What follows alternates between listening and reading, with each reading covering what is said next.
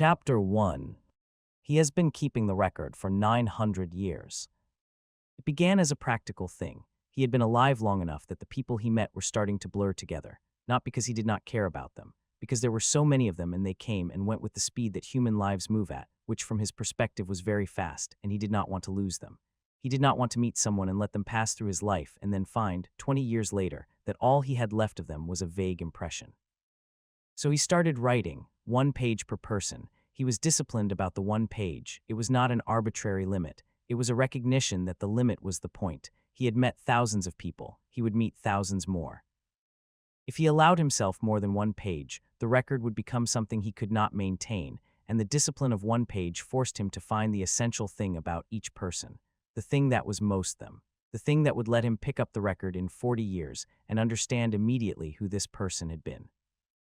He had 63 volumes when he met Saren. Each volume held 300 pages. Each page was 1 person. 18,900 people. 18,900 one-page records of human lives that had passed through his and that he had refused to let disappear entirely. He was meticulous about the record. Each entry had the person's name, the date they met, the place, and then the page. The page was the part that required care. He did not write what people told him about themselves. He wrote what he observed, the things they did not say out loud, the particular quality of their attention or their humor or their sadness, the thing that made them specifically themselves rather than a general category of person. He had gotten very good at finding that thing quickly, 900 years of practice. He could usually identify the essential quality of a person within the first few conversations and write the page and consider the record complete. He met Saren on a Tuesday in October in a small city in the northern part of the country. He wrote her name, the date, the place. He began the page. He did not finish it that day. This was not unusual. Some pages took longer than others. What was unusual was that a week later the page was still not finished, and 2 weeks later it was full, and he had moved to a second page without quite deciding to, and a month later there were 4 pages and he was still writing.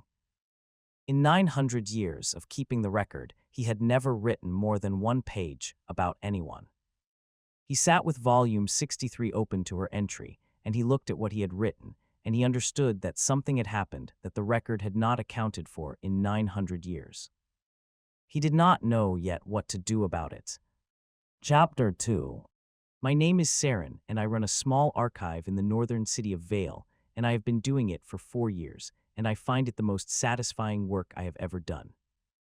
The archive is not glamorous. It is a collection of local records, historical documents, civic minutes, the kind of material that is important to preserve and that most people have no interest in looking at. The people who come to the archive are researchers and historians and the occasional local resident with a specific question about a property boundary or a family record. It is quiet and orderly, and I am very good at managing it. I met Cale because he came to the archive. He came looking for something specific, historical records from a particular period, 300 years ago, relating to the settlement patterns of the region. He had the specific quality of someone who knows exactly what they are looking for and would like to find it efficiently and without fuss. I appreciate this quality in researchers. The ones who do not know what they want take 3 times as long and leave the collection in a worse state than they found it.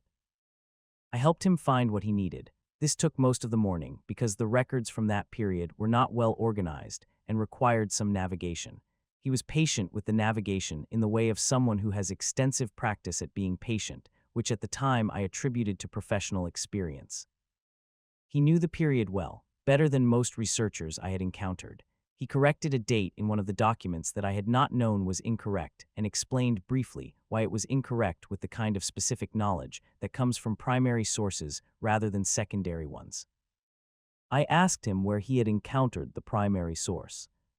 He said he had read it some time ago and moved on quickly in a way that suggested the subject was closed.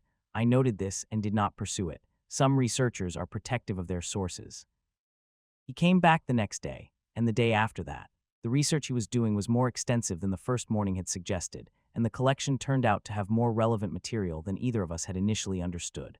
By the end of the first week, he was a regular presence in the reading room, and we had developed the specific rapport that develops between a researcher who is serious about their work and an archivist who is serious about the collection.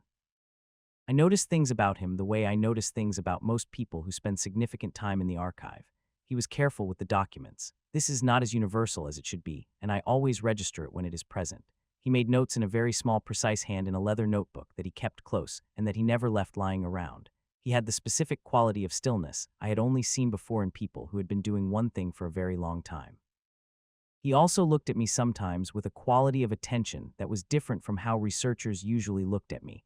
I was the archivist. Most researchers registered me as a function rather than a person after the first day. He kept registering me as a person.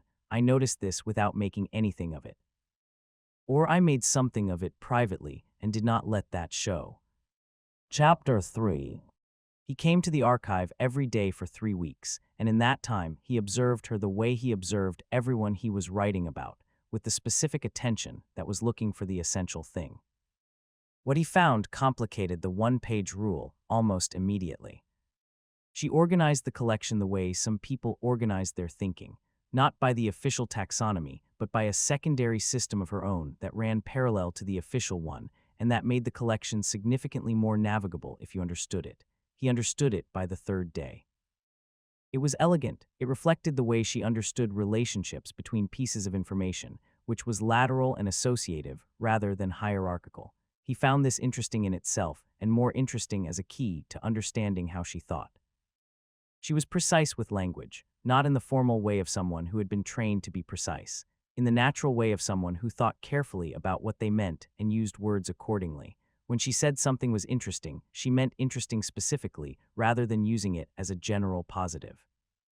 When she said she was not sure, she meant exactly that, not that she disagreed, but was being polite about it. He noticed this in the first week and found that conversations with her were unusually efficient as a result. She was funny without trying to be. This was the thing that most complicated the one-page limit. Humor that is deployed is easier to record than humor that simply exists as a quality of how someone sees the world. Hers was the latter kind. She would say something that was precisely observed and entirely deadpan, and it would take him a moment to understand it was funny, and by then she had moved on, which was part of what made it funny. She cared about the archive in a way that was not professional obligation. It was personal. She cared about the documents as objects and as records, and as the traces of people who had existed and whose existence was preserved in the collection.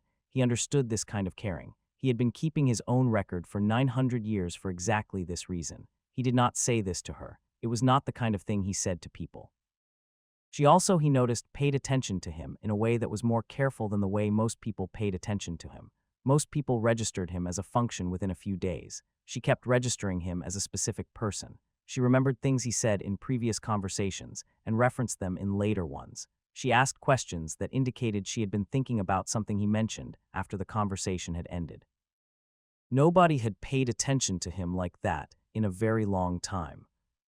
He wrote 4 pages and kept writing, and understood that the one-page rule had broken down for the first time in 900 years, and that the breakdown was going to require him to think about things he had not thought about for a very long time.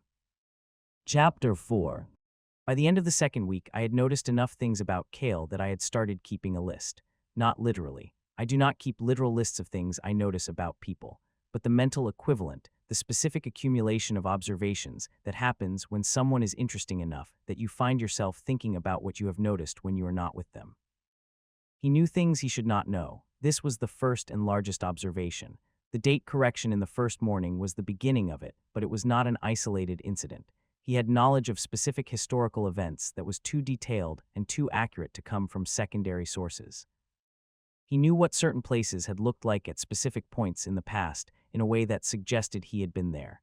He referred to periods 300 years ago as some time ago in a tone that did not match the distance the phrase implied. I am an archivist. I work with historical records. I understand the difference between someone who has studied a period extensively and someone who remembers it. He remembered things. I was certain of this by the end of the second week, and I did not know what to do with the certainty. He was careful with people in a specific way, not the careful of someone who was shy or socially anxious, the careful of someone who understood that people were significant things and treated them accordingly. He thanked the cleaning staff by name when they worked around him.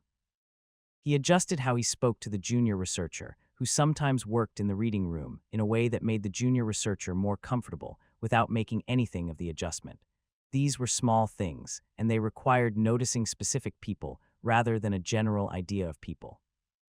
He had the leather notebook. He wrote in it every day, never when I was directly watching him, always when he thought my attention was elsewhere. The writing was clearly personal rather than research notes because his research notes went into a separate system. I did not ask about the notebook. It was clearly private, but I noticed that after every significant conversation with me, he wrote in it, which I filed carefully and did not examine too closely. He looked at me sometimes with an expression I could not fully read, not uncomfortable, nothing threatening or inappropriate about it, just a specific quality of looking that was different from how he looked at everything else, more present, more deliberate, the look of someone who is paying a specific kind of attention that is different from their default attention.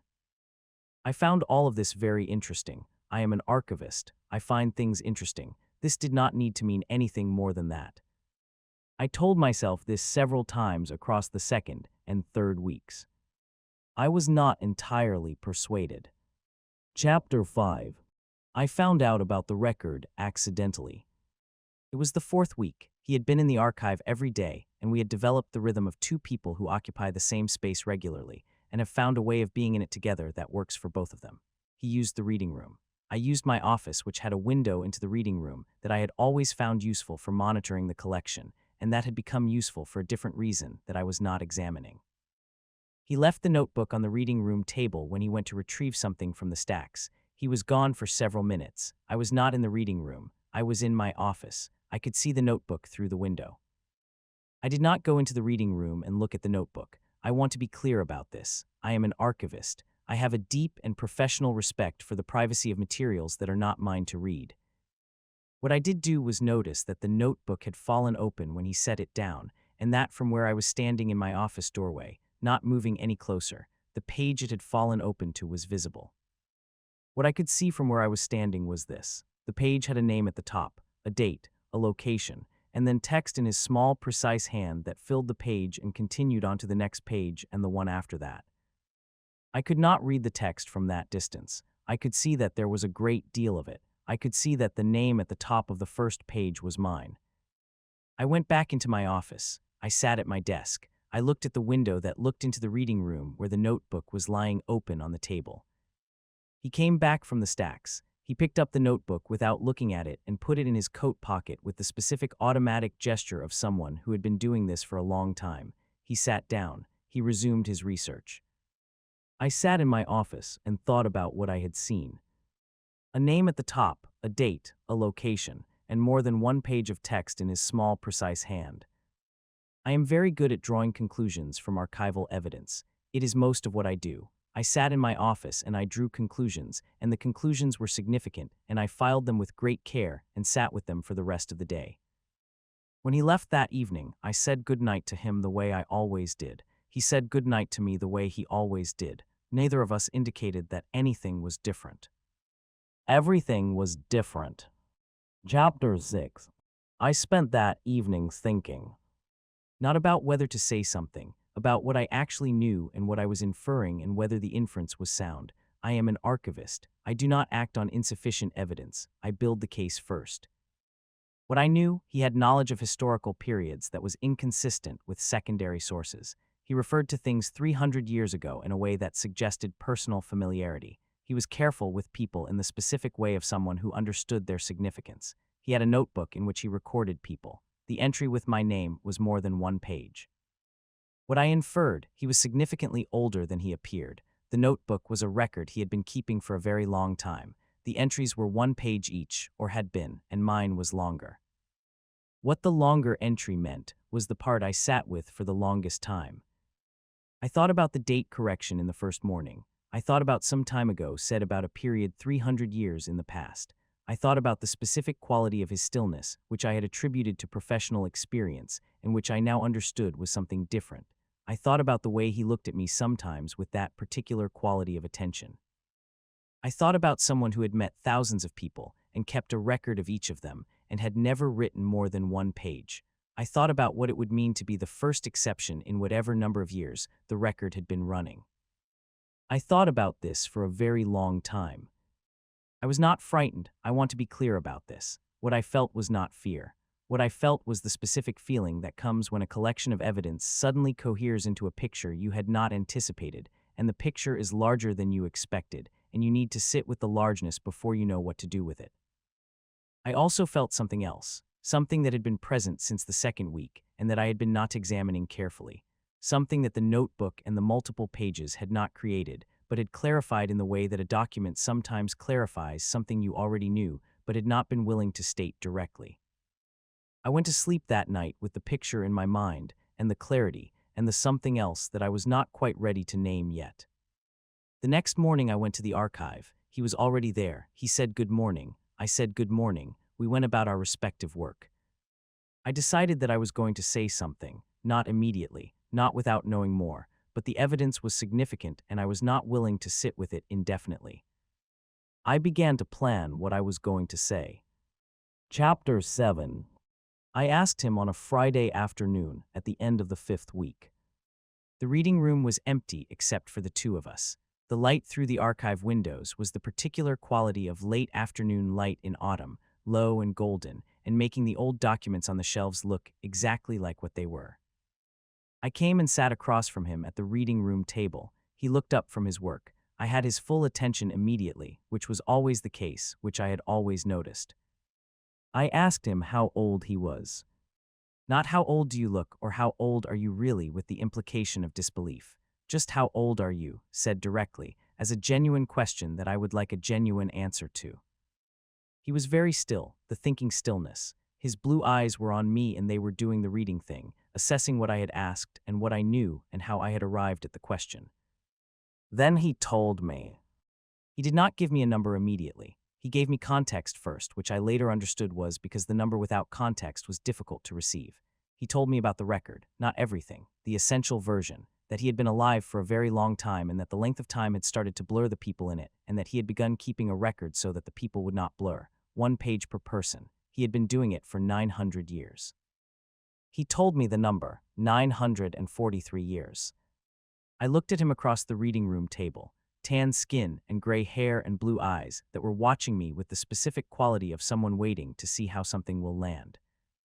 I asked him about the record, about the 1-page rule.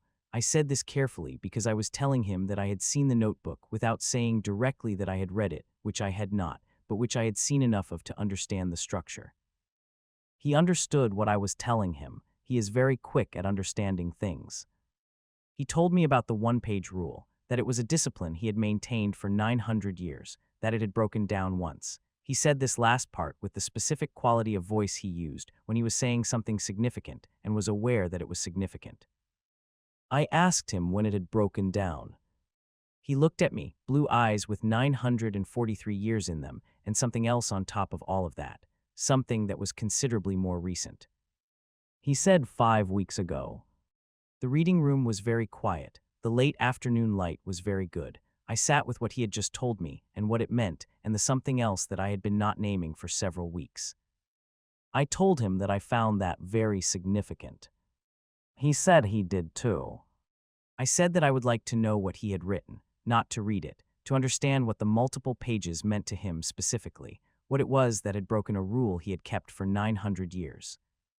He was quiet for a long time. Then he told me, not the pages themselves, what the pages were about, what he had kept finding when he tried to write the essential thing and close the entry, that the essential thing kept expanding, that every time he thought he had found it there was another layer underneath, and he had to write that layer too. That in 900 years of finding the essential thing in people, quickly he had found someone whose essential thing he could not get to the bottom of. He said this with the specific honesty of someone who has made a decision to be honest and is following through on it completely. I looked at him for a long time. Then I told him that I had been keeping my own record, not literally, but mentally, since the second week, a list of things I had noticed about him that I could not stop adding to. His blue eyes did something then that I had not seen them do in 5 weeks of watching them, something that had nothing to do with 900 years of careful observation, something much more immediate than that. Chapter 8. He showed me the record the following week. Not volume 63, not my entry, the whole thing, all 63 volumes, which he brought in a case that I had assumed contained research materials and which contained 900 years of 1-page records of the people who had passed through his life. He brought them to the archive because the archive was where we were and because, he said, it seemed like the right place. I understood what he meant. The archive was a place where records were kept and treated with the care they deserved. He had kept his record with care for 900 years. Bringing it here was appropriate. I spent an afternoon with the volumes, not reading the entries. I would not do that without permission, and he had not offered it, and I did not ask. I held them and looked at the structure of them, the names, the dates, the locations, the extraordinary density of 900 years of human life recorded in 63 volumes of precise small handwriting.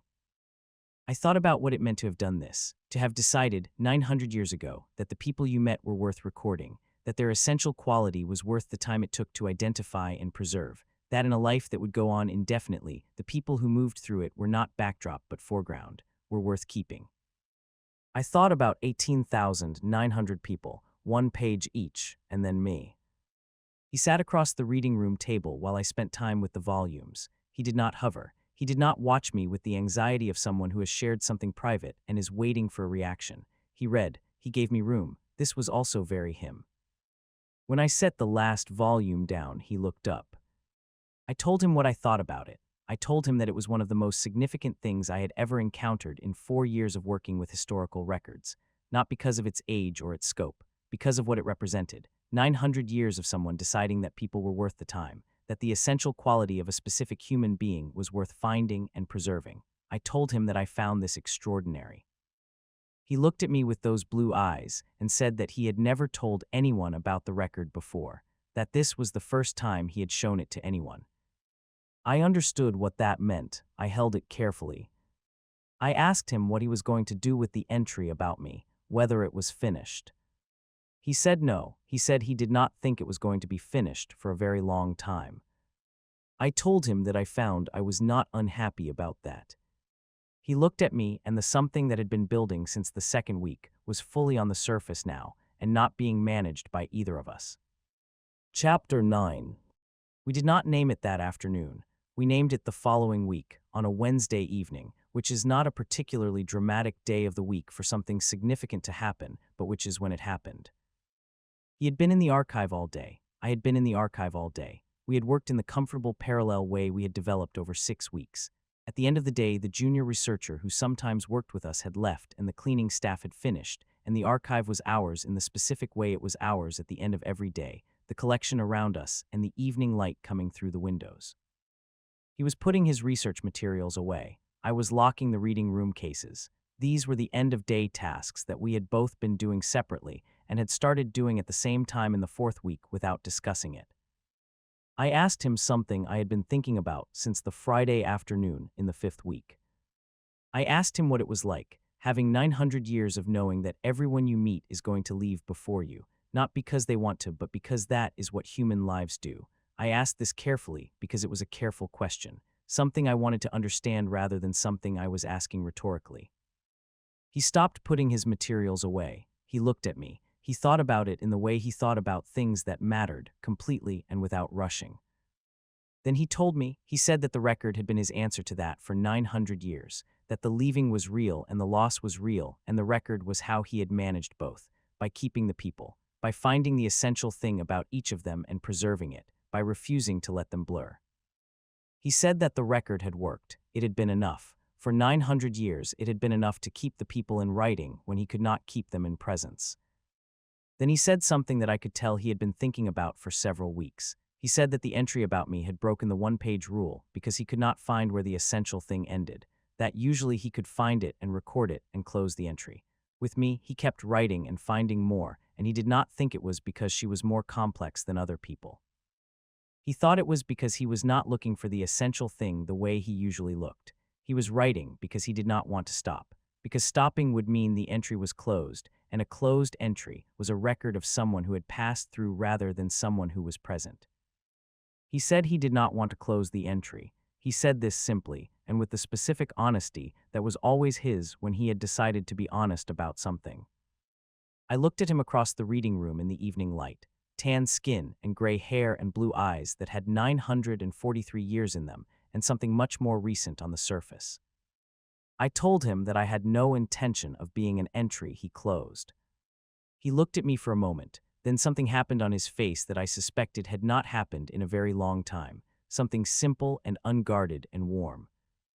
I crossed the reading room. He met me halfway. That was also very him. The archive was very quiet around us. The evening light was good. 943 years of record on the table, and a Wednesday evening, and both of us exactly where we were supposed to be. Chapter 10. The research was concluded 3 weeks later. This had always been going to happen. He had come to the archive for a specific purpose, and the purpose had been served. The practical reason for his daily presence ended. He did not leave. Not immediately and not dramatically. He found other things to do in Vale. The city had a longer history than most, and there were threads in the archive that led to other threads, and a serious researcher could stay occupied for months if they chose to. He chose to. Whether the research drove the staying or the staying drove the research was a question neither of us examined too carefully because the answer was obvious, and we were both satisfied with the obvious. He became a regular presence in my life in the way that people become regular presences when they have decided to be, and when you have decided you want them to be. He came to the archive every morning. We worked through the day with the specific comfortable parallel that had developed in the first weeks and had become more comfortable rather than less as the weeks accumulated.